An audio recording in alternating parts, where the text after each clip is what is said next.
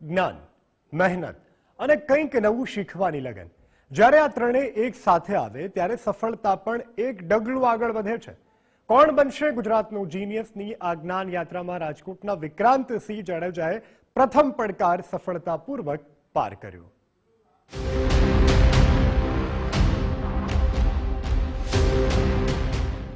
Degree, નોકરી અને જવાબદારીઓ, આ બધા વચ્ચે જો જ્ઞાનને જીવંત રાખવાની જીદ હોય તો સફળતા પોતે રસ્તો શોધી લે છે.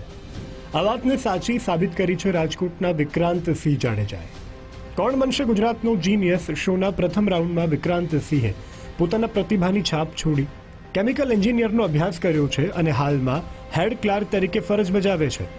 વિક્રાંતસિંહે પોતાની આ સફળતા માટે ગુજરાત ફર્સ્ટ ન્યૂઝનો આભાર વ્યક્ત કર્યો.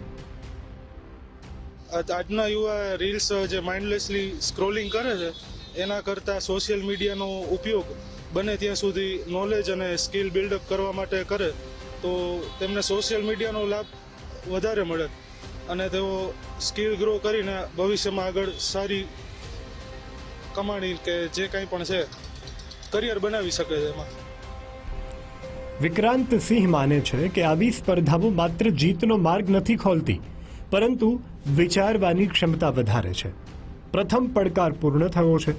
હવે શરૂ થશે વધુ કઠિન સફર, કારણ કે હવે દરેક સાચો જવાબ તેમને વધુ નજીક લઈ જશે. કોણ બનશે ગુજરાતનું જીનિયસના મંચ સુધી?